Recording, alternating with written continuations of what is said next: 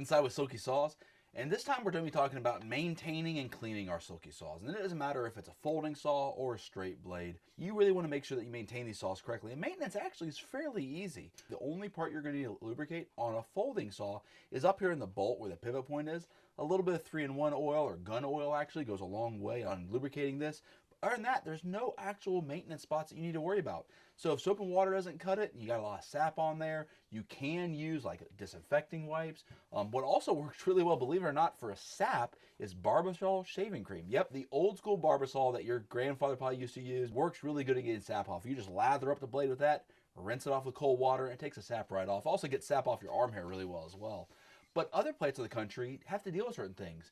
Down in Texas, they've got a thing called oak wilt. Oak wilt is really transferable between trees. So you gotta make sure you clean your blades. And an easy way to do that is using a disinfecting wipe. So we're gonna open up our saw here. I'm gonna go ahead and put my safety glasses on just because anytime I'm working on them, I wanna make sure I can protect my eyes.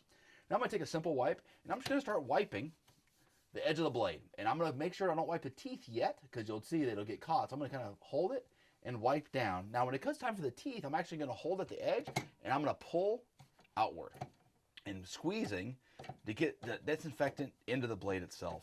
The next thing we're worried about though is sharpening. And yeah, you can buy a silky file. Can't use a standard file to do this. And the way you go about sharpening a silky blade is it's actually 4 independent teeth that you have to sharpen. So on my left side tooth, I've got 2 cutting surfaces.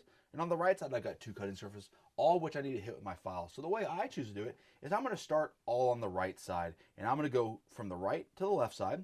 And I'm going to find the tooth, put my file in. I'm going to usually start down here at the bottom, put my file in, and I'm going to pull towards me. Right? With these files, these are cross-grain files. They're not designed to go back and forth. If you start going back and forth with files, it actually lays the file edge over and it dulls your file. I like a pulling motion with doing a silky saw. Reason being is if I'm pushing, my fingers are starting to get awfully close to cutting surfaces, and we all know silkies are pretty sharp and can cut you pretty bad. Well, this file actually has got a bottom angle and a top angle.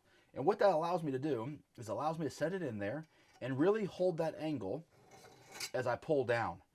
And what I'm really trying to go for is even amount of strokes. If it's 2 strokes or 3 strokes per tooth, I want to keep that going for the entire way on all the tooths. So if I'm going to use 2 strokes for this, just going to tune this off a little bit.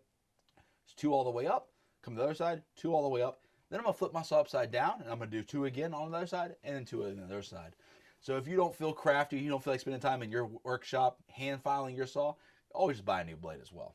All you gotta do is take this bolt out, pull the blade out, put the new blade in, put the bolt back in, and you're back in business with a new blade. Now, if you don't mind, I'm gonna get to sharpening.